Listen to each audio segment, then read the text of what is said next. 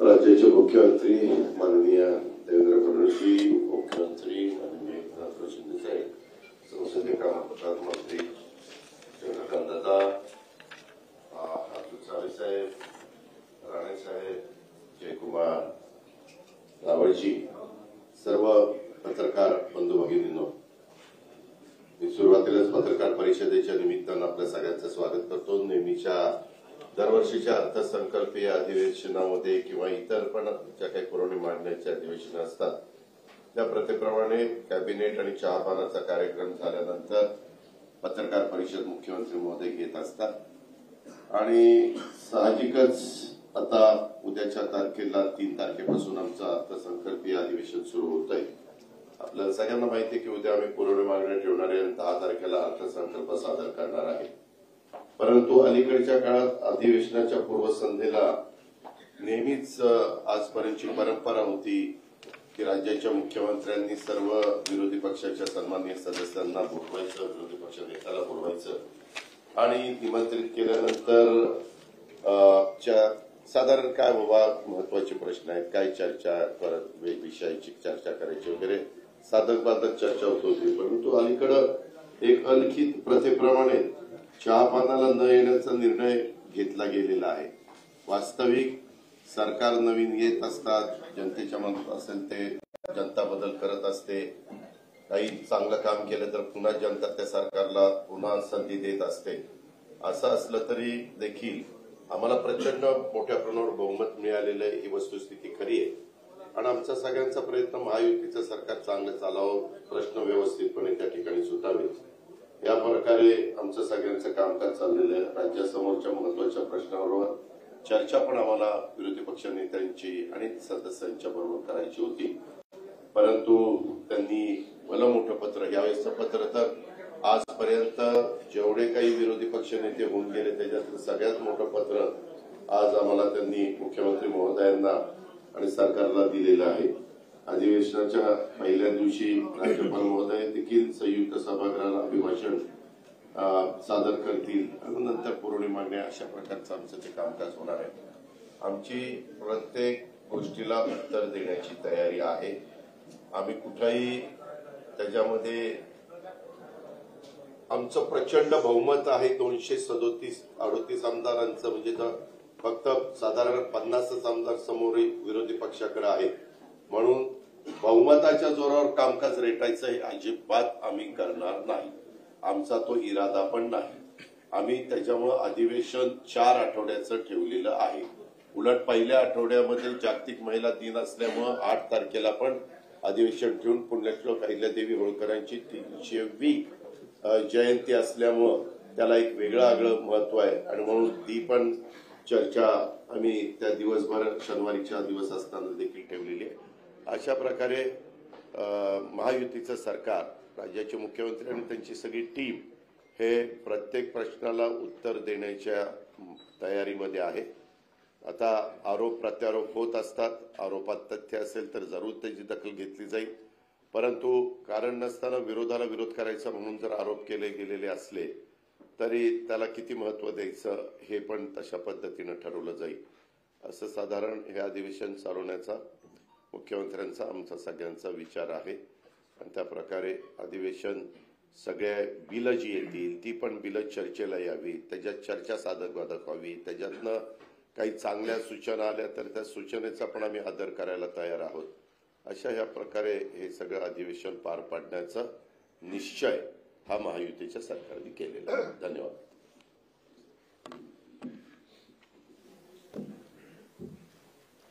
आजच्या पत्रकार परिषदेला उपस्थित राज्याचे मुख्यमंत्री देवेंद्र फडणवीसजी, आमचे उपमुख्यमंत्री अजितदादा, सर्व मंत्रिमंडळातील सहकारी आणि पत्रकार मित्र, उद्यापासून अर्थसंकल्पीय अधिवेशनाला सुरुवात होते आणि या सरकारचे, महायुती सरकारचं दुसरं अधिवेशन आहे आणि त्यातला हा पहिला अर्थसंकल्प आहे। सरकारची टर्म नवीन असली तरी सुद्धा आमची टीम जुनीच आहे, फक्त आमच्या दोघांच्या खुर्च्यांची बदलाबदल झाली। अजितदादांची मात्र फिक्स आहे।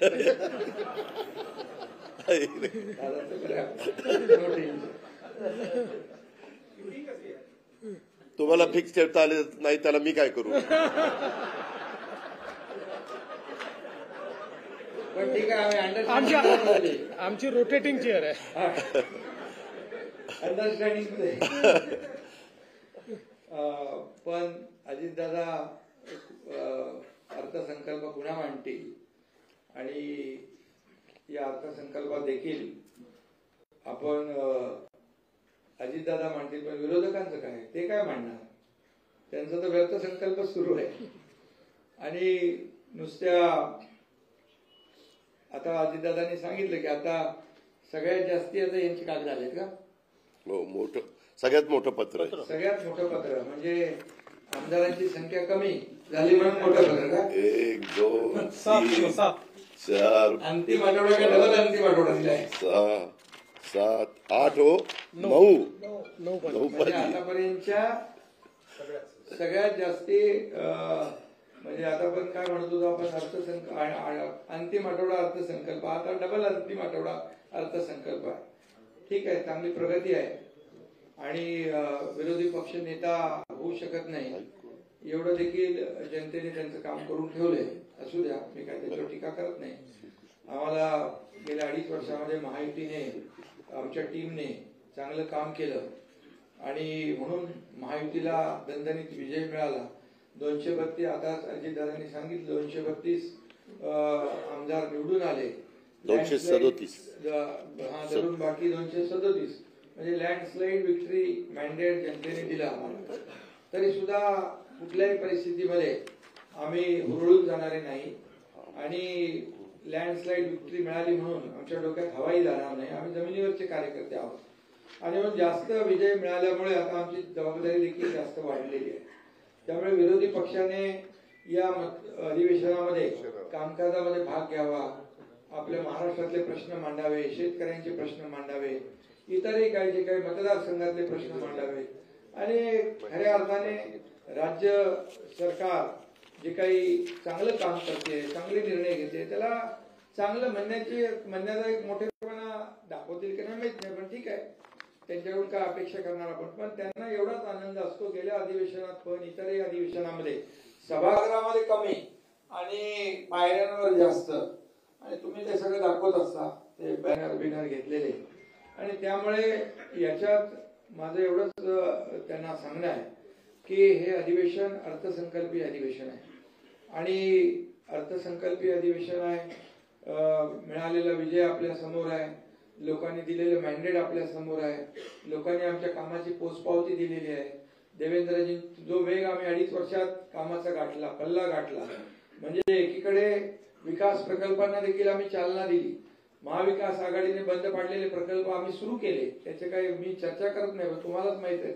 मुंबईतले 4-5 प्रकल्प आपण पाहिले, कोस्टल असेल, अटल सेतू असेल, मेट्रो असेल, कारशेड असेल, असे अनेक प्रकल्प आपण पुढे नेले. बाकी तर खूप मोठ्या प्रमाणावर प्रकल्पांना आपण चालना दिली. सिंचनाचे प्रकल्प जे देवेंद्रजी मुख्यमंत्री होते तेव्हा जलयुक्त शिवार योजना असेल किंवा सिंचनाचे प्रकल्प आहे ते महाविकास आघाडी सरकार आल्यानंतर त्यांनी बंद पाडले.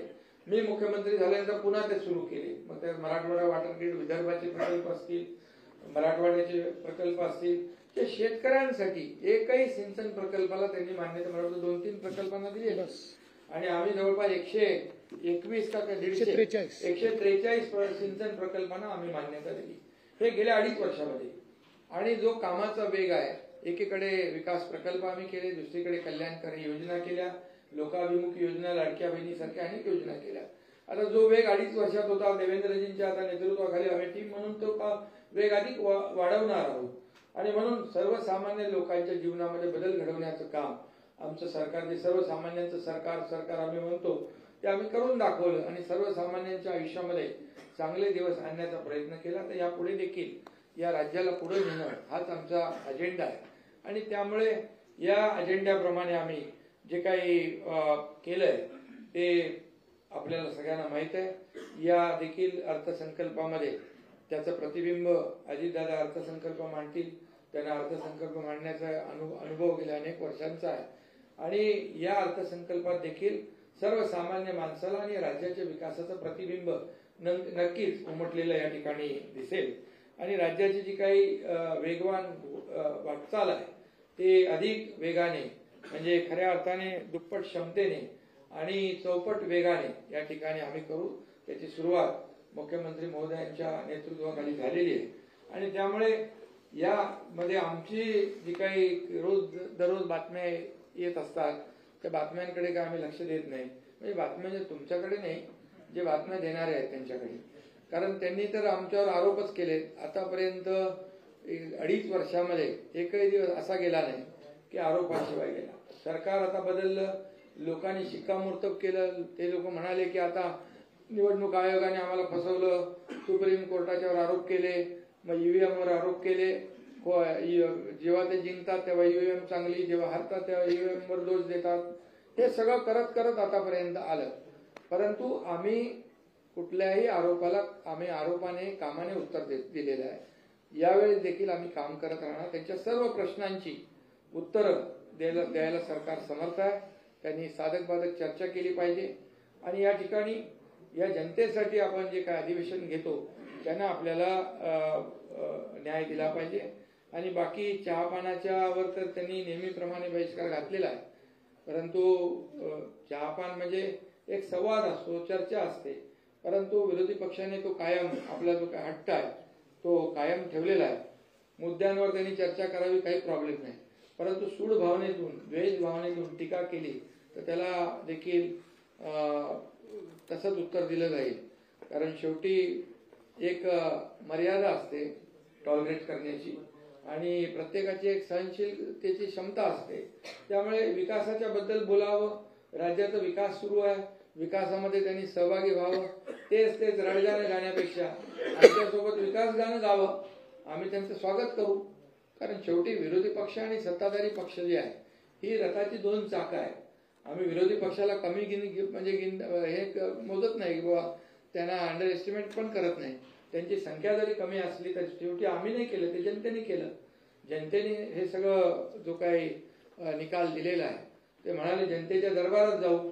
आम्ही जनतेच्या दरबारात तेही गेले, आम्हीही गेलो. आणि मग आमचं म्हणाल किंवा अजितदादांचं म्हणाल तर आता खरी शिवसेना आणि खरी राष्ट्रवादी याच्यावर जनतेने शिक्कामोर्तब केलेलं आहे. त्यामुळे मला या ठिकाणी जास्त काय बोलायचं नाही. पण मला एवढंच सांगायचं आहे की ज्या काही बातम्या मुद्दामून या ठिकाणी पेरल्या जातात त्या आम्हालाही कळतात आणि ज्याच्याशी कोणाचा संबंध नाही त्याचंही नाव जोडलं जातं. आणि म्हणून तुम्ही पण एक बाजू ऐकून तसंच तुम्ही बातम्या देत असता. त्यामुळे काय, जे ज्यांच्यावर विश्वास नाही लोकांचा, ज्यांची विश्वासार्हता संपलेली आहे ते खोट्या बातम्या देतात आणि तुम्ही खोट्या बातम्या छापता. त्यामुळे खरं म्हणजे एक लोकशाहीमध्ये एक चौथा म्हणजे तुमचा खरं म्हणजे पत्रकारिता हा चौथा स्तंभ आहे आणि त्याच्यामुळे तुमच्यावरची देखील विश्वासार्हता कमी होऊ नये असं आमचं मत आहे. त्यामुळे आपण देखील बातम्या ब्रेकिंग न्यूज वगैरे हे सगळं आपण करतो. पण तुम्ही ब्रेकिंग न्यूज किती दिले तरी आमच्यामध्ये काय ब्रेक होणार नाही. त्यामुळे तेही होणार नाही. आणि कोल्ड वॉर कुठलं काय, कुठं आहे का काय? उन्हाळ्यामध्ये कुठं कोल्ड वॉर असतो? तिथे सगळं थंडा कुलकुल आहे आणि काही नाही आमच्यामध्ये काही बिलकुल. का आमचा अजेंडा काय? आमचा अजेंडा खुर्ची मिळवणं नाहीये. आमचा अजेंडा काही सत्ता मिळवणं किंवा स्वतःचा स्वार्थ साधणं नाहीये. आमचा अजेंडा ठरलेला आहे की या महाराष्ट्रातल्या जनतेला काय मिळालं पाहिजे. आम्हाला काय मिळालं यापेक्षा महाराष्ट्रातल्या जनतेला काय मिळालं हा मोठा विषय आहे. आणि त्यामुळे महाविकास आघाडी आणि महायुतीमध्ये हा मोठा फरक आहे. आणि त्यामुळे तुम्हाला आमची विनंती एवढीच आहे की थोडी शहानिशा करून आपण जर बातम्या दिल्या तर खूप त्याचं माणसामध्ये देखील आपली जी प्रतिमा आहे मीडियाची ती देखील चांगली राहील.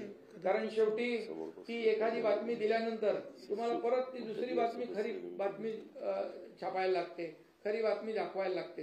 त्यामुळे एवढंच आमची विनंती. आणि कुठं चुकलं तर तुम्ही सांगा ना बाबा इथं चूक आहे म्हणून.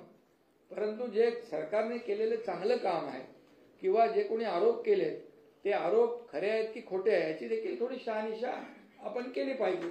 आता आम्ही पण काही आमच्या दोघांवर खोट्या गुन्ह्यामध्ये नावं टाकायचं ते काय एक आपला प्रवीण दरेकरनी ते दिलं होतं ना व्हिडिओ क्लिप, तर त्याची SIT लावलेली आहे.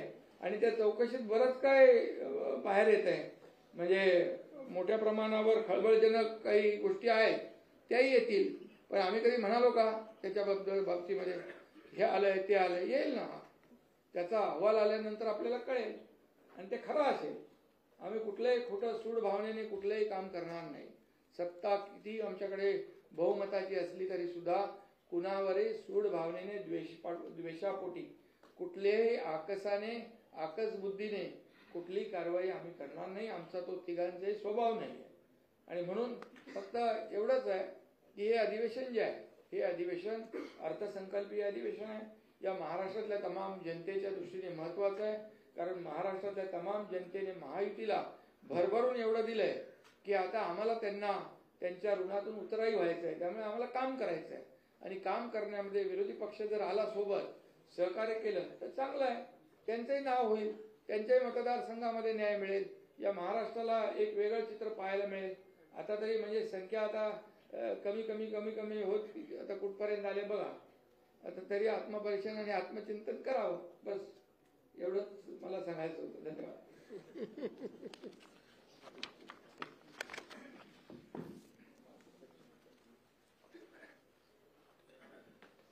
माननीय उपमुख्यमंत्री शिंदे साहेब, माननीय अजितदादा पवार, मंत्रिमंडळातील आमचे सर्व सहकारी आणि पत्रकार भगिनी बंधूंनो, सर्वप्रथम आज रणजी ट्रॉफीमध्ये विदर्भाच्या संघाने केरळवर मात करून रणजी ट्रॉफी आपल्या राज्यामध्ये आणली. त्याबद्दल मी विदर्भाच्या टीमचं, सर्व प्लेयर्सचं अतिशय मनापासून अभिनंदन करतो. राज्याचं अर्थसंकल्पीय अधिवेशन 3 ते 26 मार्च या दरम्यान या ठिकाणी आपण करणार आहोत. आणि मला असं वाटतं की हे तसं नवीन सरकारचं एक प्रकारे पहिलंच अर्थसंकल्पीय अधिवेशन आहे. आणि जसं दादांनी सांगितलं की आम्ही कुठेही अधिवेशन आटपून टाकावं अशा मानसिकतेत न राहता त्या ठिकाणी नीट 4 आठवड्याचं अधिवेशन हे आपण आयोजित केलं आहे.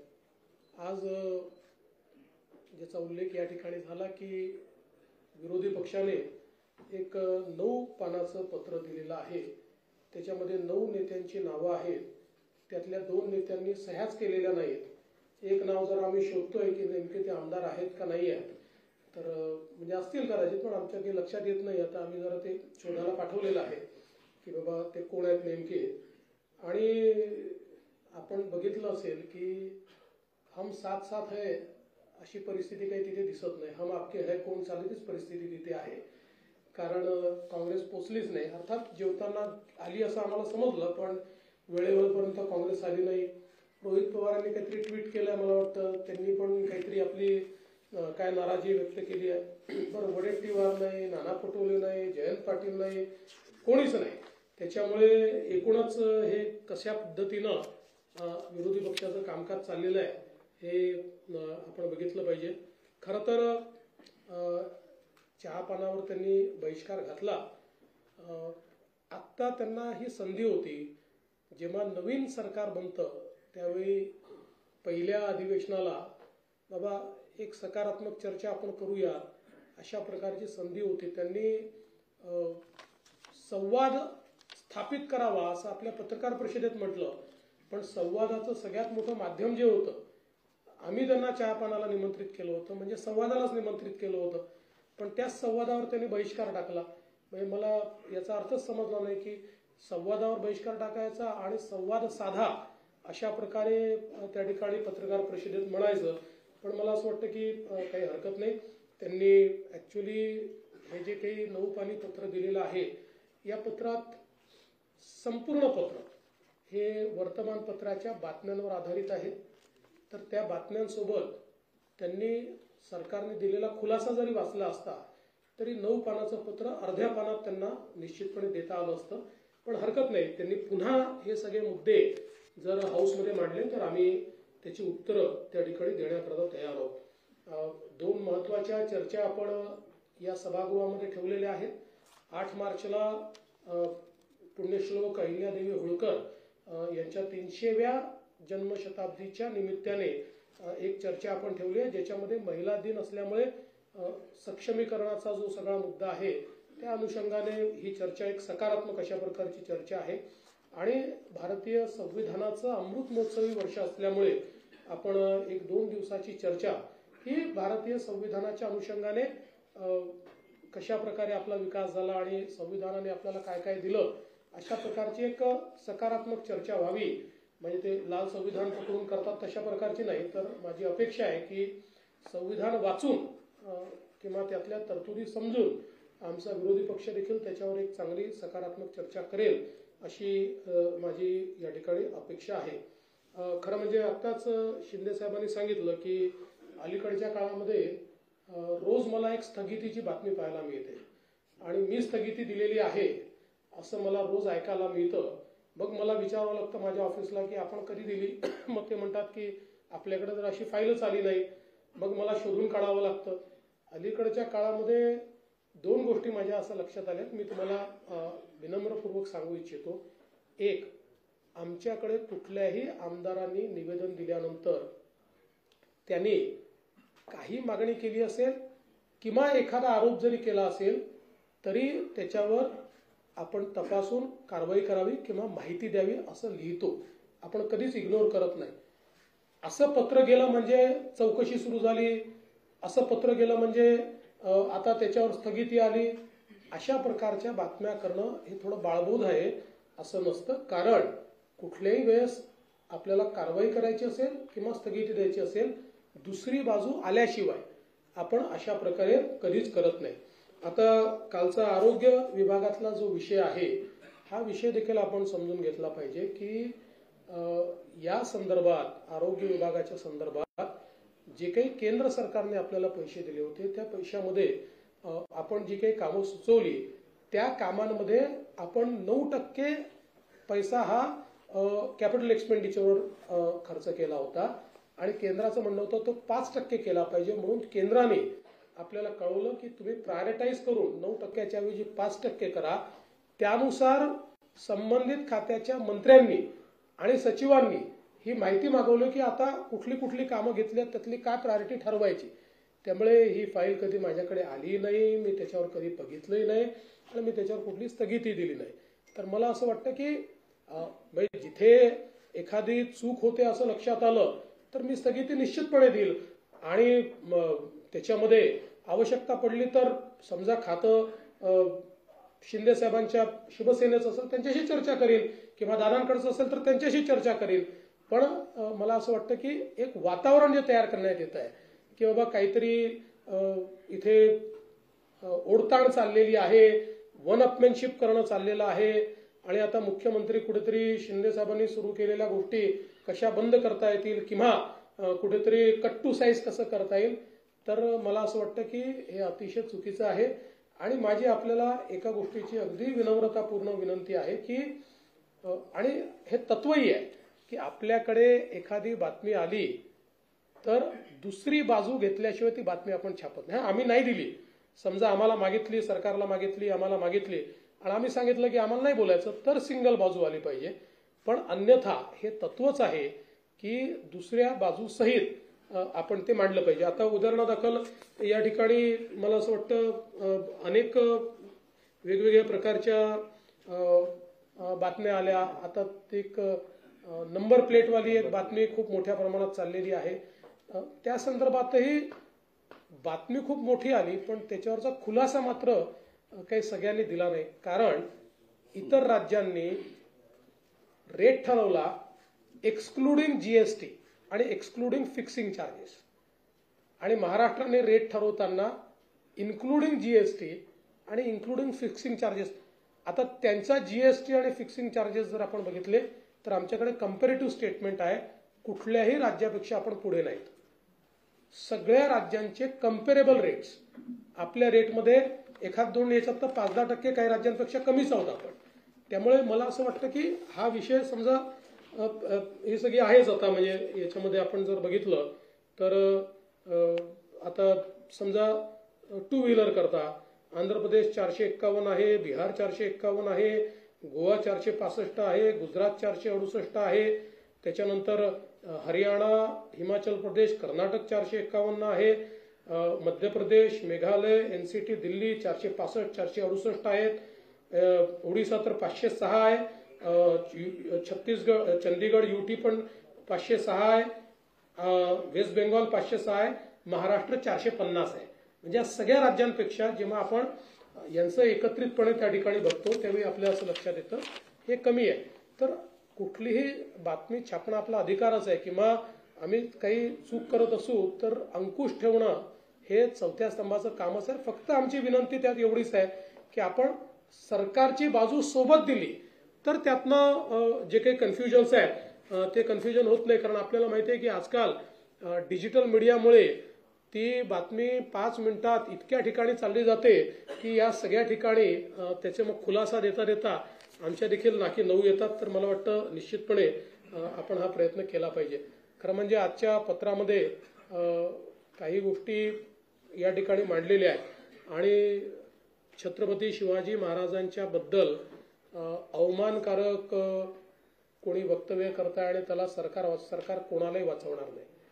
छत्रपती शिवराय हे आमचं आराध्य दैवत आहे आणि कोणीही त्यांच्या विरुद्ध चुकीचं बोललं तर कारवाई होणार म्हणजे होणारच.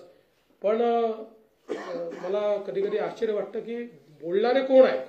तर औरंगजेबाचा महाल जुना झालेला आहे त्याचं संवर्धन करा अशी मागणी करणारे, किंवा अफजल खानच कसा मोठा होता आणि अफजल खानामुळे शिवाजी कसे मोठे झाले हे सांगणारे, आणि इशरत जहाच्या नावाने रुग्णवाहिका सुरू करणारे, अशा लोक त्या ठिकाणी जर आम्हाला छत्रपती शिवाजी महाराज काय ते सांगत असतील तर त्यांच्याकडनं आम्हाला महाराज समजून घ्यायचे नाहीत. आम्हाला महाराज पुरेपूर माहिती आहे आणि महाराजांनी जो मार्ग दाखवलेला आहे त्या मार्गानेच काम करणारे आम्ही आहोत. आम्ही तर पहिल्या दिवशी सांगितलं की आम्ही तिघही मुख्यमंत्री उपमुख्यमंत्री म्हणून नाही, छत्रपती शिवरायांचे मावळे म्हणून या ठिकाणी काम करतो. त्यामुळे मला असं वाटतं की अशा प्रकारे विनाकारण काहीतरी गोष्टी सांगणं हे अत्यंत चुकीचं आहे. मला या निमित्ताने हे देखील सांगायचं आहे की आपण जो 100 दिवसाचा कार्यक्रम हातामध्ये घेतला तो अत्यंत यशस्वी होतो आणि खूप चांगल्या प्रकारे त्याचं काम चाललेलं आहे. त्याचा परवा आम्ही तिघांनी मिट्टम आढावा घेतला आणि त्यामध्ये अनेक कार्यालयांनी इतकं चांगलं काम केलेलं आहे. म्हणजे शेकडो टन अशा प्रकारचा जो काही कचरा आहे किंवा कागद आहेत या कागदांची विल्हेवाट लावणं, नव्याने त्या ठिकाणी जे काही रेकॉर्ड आहे त्या रेकॉर्ड रूम्स तयार झाल्या, त्या रेकॉर्ड रूम मध्ये नीट कागद गेली, सगळ्या कार्यालयांमध्ये मोठ्या प्रमाणात पाट्या लागल्या, वेळा त्या ठिकाणी ठरल्या, असं अनेकांनी चांगला कार्यक्रम घेतला. जुनी वाहनं निर्लेखित केली, ती सगळी जी काही घाण पडली होती ती सगळी वाहनं निर्लेखित करण्याचं काम केलं आणि अतिशय चांगलं काम केलं. आणि त्या दिवशी जवळपास आम्ही VCवर 7,000 ऑफिसेस घेतले होते. म्हणजे आपण जर विचार केला तिथे प्रत्येक ऑफिसमध्ये 2-3 लोकांचा विचार केला तर एक 20-21 हजार लोक हे या ठिकाणी VCच्या माध्यमातून आमच्याशी जुडले होते. आणि आता यांचं पूर्ण इव्हॅल्युएशन पुन्हा नव्याने आम्ही करणार आहोत आणि थर्ड पार्टी करणार आहोत. जी केंद्र सरकारची एक क्वालिटी काउन्सिल ऑफ इंडिया ही जी संस्था आहे त्या संस्थेला आम्ही आता याचं इव्हॅल्युएशन दिलेलं आहे. म्हणजे जेव्हा 100 दिवस पूर्ण होतील ते 100 दिवस समजा 14 एप्रिलला आपण ते पकडलेले आहेत पूर्ण होतील असं कार्यक्रम सुरू झाल्यापासून, त्यानंतर 15 दिवस तालुका स्तरापासून राज्य स्तरापर्यंत कशा प्रकारे कुठल्या ऑफिसनी काय काम केलेलं आहे, 100 दिवसाचं टार्गेट हे कोणी कोणी अचीव्ह केलंय किंवा कशा प्रकारचं काम केलंय याचं क्वालिटी काउन्सिल ऑफ इंडिया पूर्ण त्याचं एक प्रकारे इव्हॅल्युएशन करेल आणि त्यातनं मग कोणी उत्तम काम केलेलं आहे. आणि आम्ही असे ठरवलेलं आहे की एक बेंचमार्क मार्क्स आम्ही ठरवणार आहोत.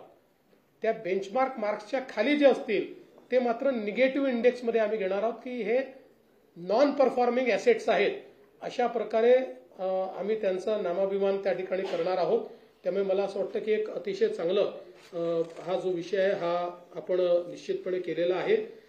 या अधिवेशनामध्ये एकूण जी काही संयुक्त समितीकडे प्रलंबित विधेयक आहेत तर एकच विधेयक संयुक्त समितीकडे प्रलंबित आहे. विधानसभेत एक विधेयक प्रलंबित आहे आणि नवीन आतापर्यंत 5 विधेयकं ही आपण त्या ठिकाणी प्रस्तावित केलेली आहेत. ज्याच्यामध्ये महाराष्ट्र जमीन महसूल संहिता आहे, महाराष्ट्र हॉटेल उपहारगृहे असे एक त्या ठिकाणी आहे. महाराष्ट्र विनियोजन विधेयक आहे, पुरवणी विनियोजन विधेयक आहे आणि महाराष्ट्र महामार्ग सुधारणा विधेयक आहे. अर्थात दरम्यानच्या काळात अजून काही विधेयकं ही त्या ठिकाणी येतील. सगळ्या विधेयकांवर योग्य अशा प्रकारची चर्चा करण्याची आमची तयारी आहे आणि सभागृहामध्ये जास्तीत जास्त चर्चा झाली पाहिजे अशा प्रकारचा आमचा प्रयत्न असेल. आणि त्यासोबत आम्ही माननीय अध्यक्षांनाही विनंती करणार आहोत आणि प्रतोदांनाही विनंती करणार आहोत की जे नवीन सदस्य निवडून आलेले आहेत त्यांना देखील संधी जास्तीत जास्त मिळाली पाहिजे, जेणेकरून त्यांच्या मतदारसंघातल्या गोष्टी त्यांना मांडता आल्या पाहिजे. एक गोष्ट अजून या ठिकाणी सांगतो की सोयाबीनच्या खरेदीच्या संदर्भात 10%च खरेदी झाली अशा प्रकारचं एक पत्रामध्ये लिहिलेलं आहे. खरं म्हणजे एक्झॅक्ट आकडा तर जयकुमारजी सांगतील मला, पण गेल्या 15 वर्षाच्या इतिहासातील सर्वाधिक खरेदी जी होती त्याच्यात 10 पट जास्त खरेदी झाली. त्यामुळे आजपर्यंत आता अक्षरशः गोडाऊनमध्ये जागा उरलेली नाही. तूर खरेदी करण्याकरता नव्याने खासगी गोडाऊन आम्हाला भाड्याने घ्यावे लागले. इतक्या मोठ्या प्रमाणात ही खरेदी आपण केलेली आहे. त्यामुळे मला असं वाटतं की त्याचे आकडे हे आम्ही विधान सभेत देखील या ठिकाणी सांगू.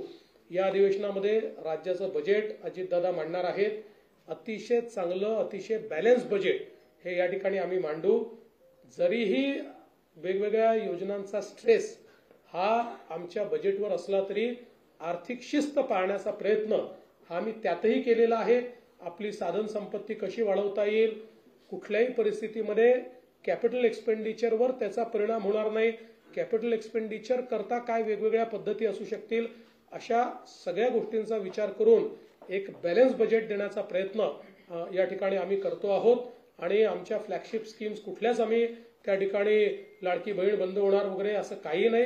त्याच्यामध्ये जसं आम्ही सांगितलं की नियमाच्या बाहेर जे आहेत त्यांनाच फक्त आम्ही त्या ठिकाणी एक प्रकारे, कारण आमच्या विरोधकांनी त्यातही लिहिलं 10 लाख कमी झाले वगैरे, तर त्याच्यामध्ये आपल्यावर CAGने टाकलेले बंधन आहे की एखादी स्कीम सुरू केल्यानंतर स्कीममध्ये बसणाऱ्यांनाच पैसे हे राज्य सरकारला देता येतात आणि स्कीमच्या बाहेरच्या लोकांना देता येत नाही. त्यामुळे तेवढ्यापुरतं आम्ही त्या संदर्भातली कारवाई केली आहे. बाकी देशामध्ये असं माझं मत आहे की अशा प्रकारच्या स्कीममध्ये सगळ्यात जास्त लोकांना एक प्रकारे शासकीय मदत देणारं राज्य हे महाराष्ट्र ठरणार आहे. त्यामुळे त्यात कुठेही कपात वगैरे ही महाराष्ट्रात केली जाणार नाही हा विश्वास मी देतो. आणि सत्तारूढ पक्ष, जसं शिंदे साहेबांनी सांगितलं, विरोधकांची संख्या कमी असली तरी आम्ही विरोधकांना कमी लेखणार नाही. विरोधकांना भरपूर चर्चेची संधी देऊ आणि त्यांनी उपस्थित केलेल्या प्रश्नांना योग्य प्रकारे सकारात्मक उत्तर देण्याचा प्रयत्न हा राज्य सरकारच्या वतीनं केला जाईल. मी पुन्हा एकदा आपल्या सर्वांचे मनापासून आभार मानतो.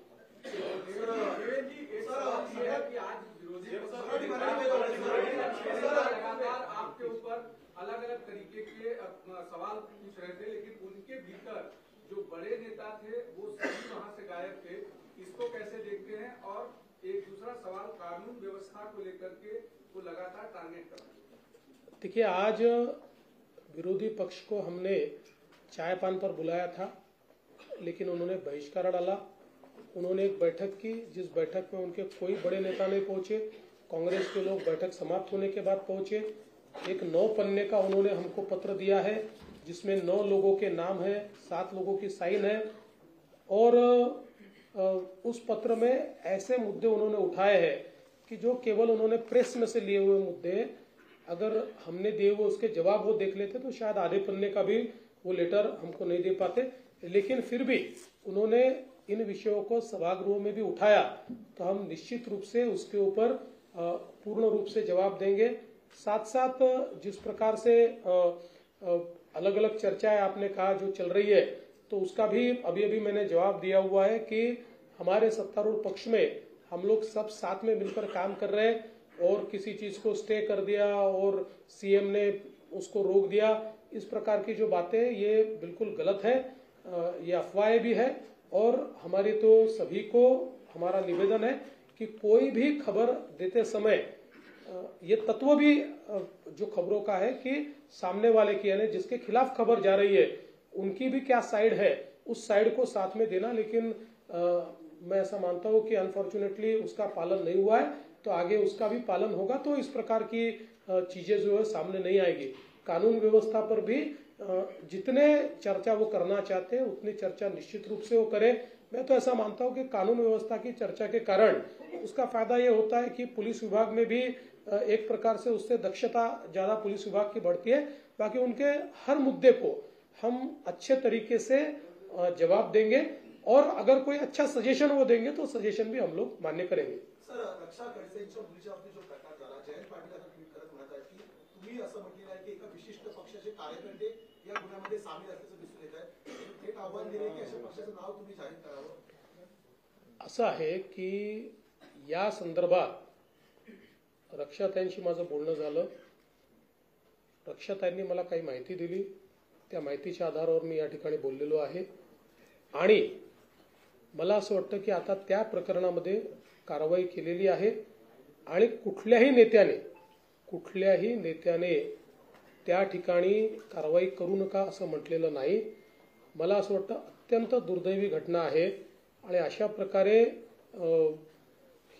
हा जो काही प्रकार आहे या प्रकाराला आम्ही टॉलरेट करणार नाही। कोणीही असलं तरी त्याच्यावर कारवाई ऑलरेडी केली आहे आणि कारवाई करणारच।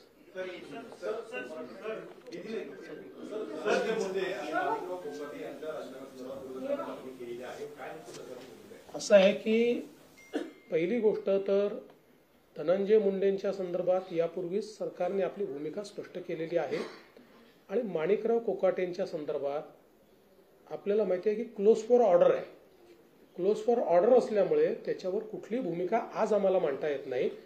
जो काही न्यायालय निर्णय देईल तो निर्णय आमच्यावर बंधनकारक असणार आहे। त्यामुळे त्यांनी न्यायालयाने निर्णय दिल्यानंतरच आपल्याला याची कल्पना असेल की त्यांची जी काही शिक्षा आहे ती सस्पेंड झाली। आता जो काही तो जो निर्णय असतो त्याला स्थगिती ही जर त्या ठिकाणी न्यायालयाने दिली तर त्यांच्यावर कुठलीच कारवाई करण्याची आवश्यकता नाही। ती स्थगिती जर न्यायालयाने दिली नाही किंवा उच्च न्यायालयाने दिली नाही तरच हा प्रश्न त्या ठिकाणी निर्माण होतो। त्यामुळे न्यायालयाच्या अखत्यारीत आता आहे, क्लोज फॉर ऑर्डर आहे। न्यायालयाचा निर्णय आल्यानंतर यावर उचित कारवाई ही केली जाईल। पण सर, अण्णा हजारे ज्या प्रकारे प्रश्न उपस्थित केलेला आहे की नैतिकतेच्या आधारावरती या दोन्ही मंत्र्यांनी राजीनामे देणे पुरताच गरजेचं होतं। जर त्यांच्यावरचे आरोप सिद्ध झाले नाही तर पुन्हा सरकारमध्ये घेण्याची संधी त्यांच्यासमोर होती। बघा, असं आहे की पहिल्यांदा तर अण्णा हजारेंची आम्ही त्या ठिकाणी सन्मानच करतो आणि अनेक वेळा अशा प्रकारच्या प्रश्नामध्ये राजीनामा द्यावा की नाही द्यावा असे अनेक मुद्दे त्या ठिकाणी उपस्थित होतात। त्या संदर्भात भरपूर चर्चा आमच्याकडे झालेली आहे आणि त्या चर्चेअंतीच आता जे काही मी आपल्यासमोर वस्तुस्थिती मांडली ती वस्तुस्थिती मांडली आहे। कुठेही नैतिकतेचं अधःपतन झालेलं आहे असं जर लक्षात आलं तर मात्र आम्ही कोणालाही वाचवणार नाही। आम्ही थेट त्यांचे राजीनामे मागू।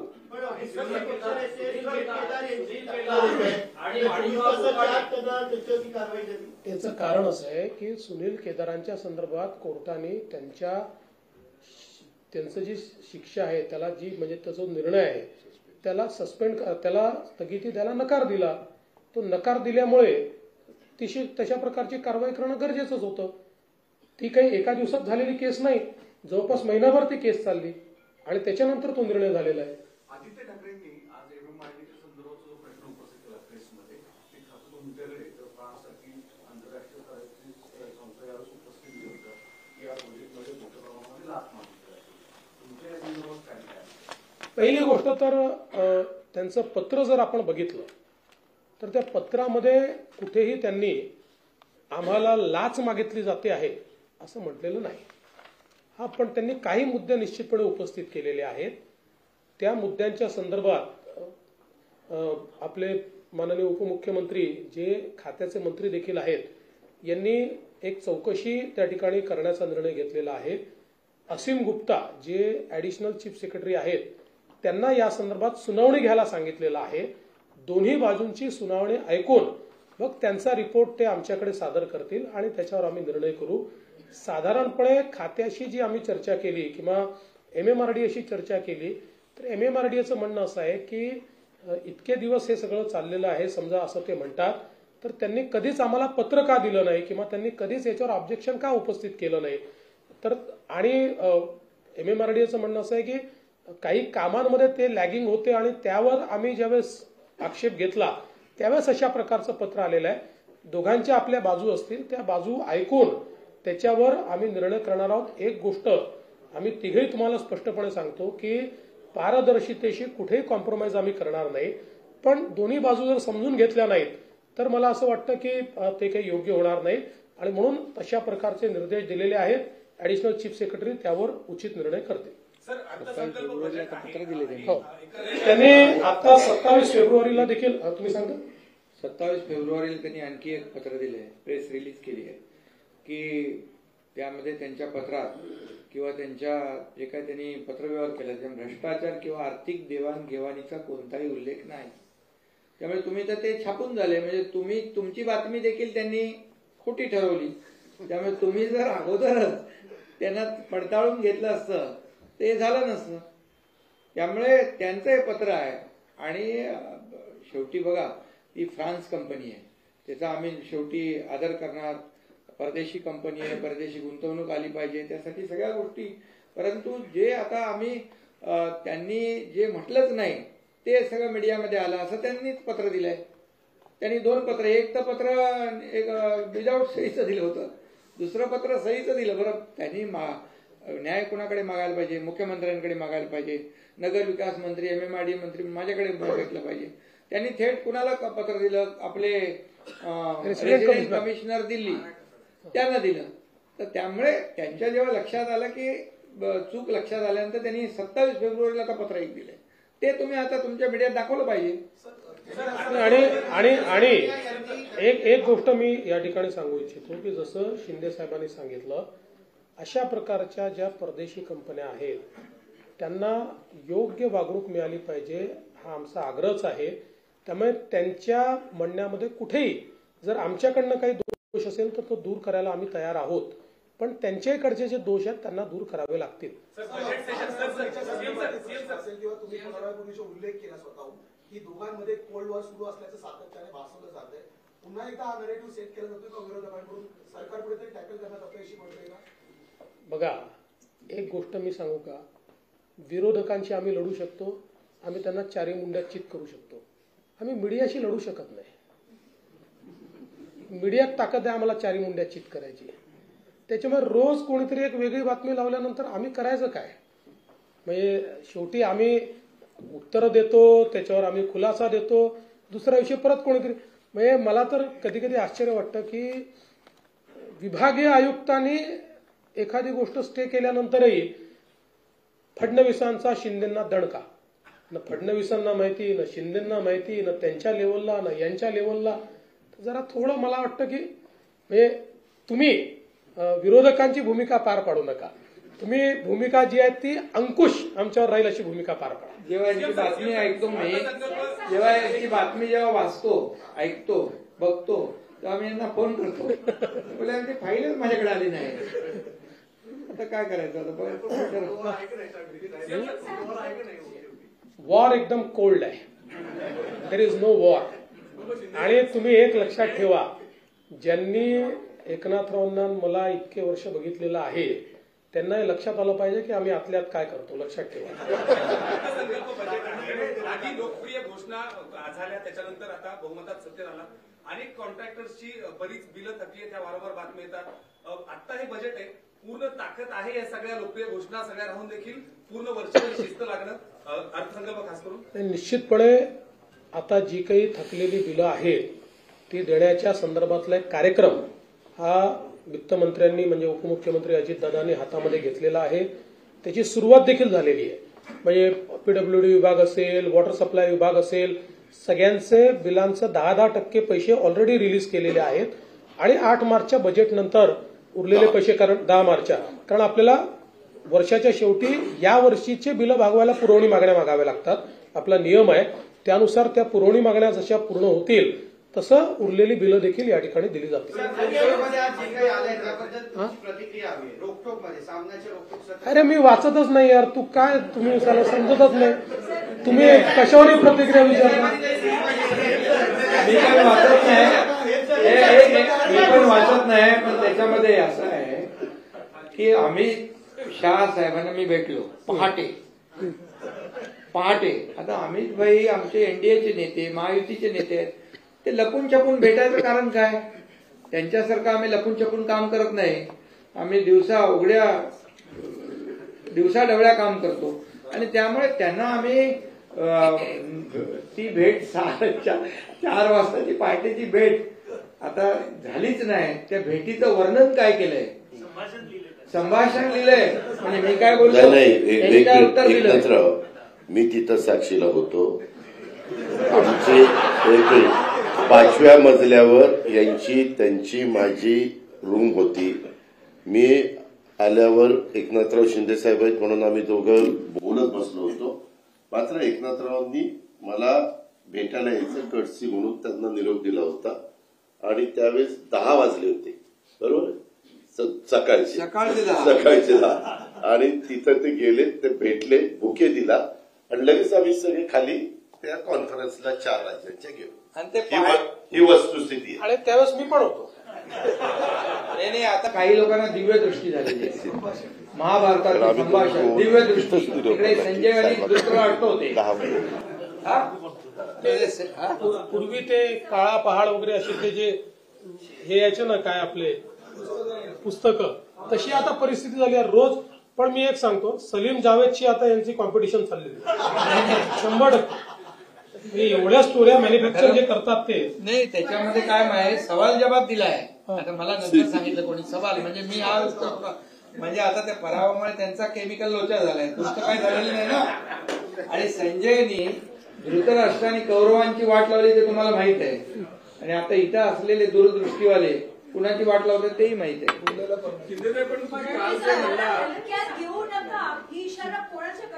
काय काय अरे बाबा, मी त्याच्यावर खुलासा केला. अजितदादा होते तिकडे. 1 मिनिट मी तुम्हाला सांगतो. नाही तुम्ही बघा, असं आहे, आम्ही तर हलक्यात घेतच नाही की नाही त्यांना. मग घेण्याचा प्रयत्न कोण करतात? त्यांना येतो डायलॉग. मी तर त्यांना सगळ्या जाहीरपणे सांगतो ना. मी काय थोडं लपून नाही. मी हलक्यात घेऊ नका. ज्यांनी हलक्यात घेतलं त्यांचं टांगापलटी करून आलोय. काल म्हणाला की माझ्या बदनामीची मोहीम चालू आहे, मग ती कुणाकडून चालू आहे? नेमकी विरोधकांकडून चालू आहे असं तुम्हाला वाटतं? मीडियाकडून चालू आहे की सत्ताधाऱ्यांचे कोणी सांगितलं? अरे बाबा, आताच मी तुम्हाला सांगितलं ना. मी म्हणजे दिवसा रात्री उठता बसता जळी स्थळी पाशाने काशाने काय म्हणतो त्याला एकनाथ शिंदे दिसतो. आणि कुणाकडून म्हणजे आता काय रोकटोक मध्ये काय आलंय?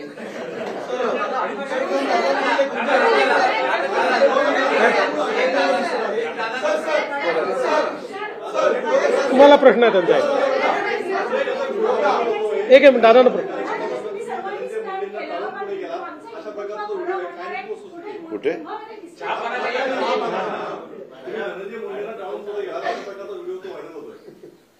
व्हिडिओ व्हायरल होतोय? अरे आमच्यासोबत चहा प्यायला गप्पा मारत होते दोघं, ते नाही दाखवलं तुम्ही. आता ते माझ्याबरोबरच होते आणि आता मुख्यमंत्री महोदय पु ल देशपांडे सभागृहाच्या उद्घाटनाला निघालेले आहे आणि त्यावेळेस धनंजय मुंडे माझ्याबरोबर आहेत. वाटल्यास आपण बरोबर चला.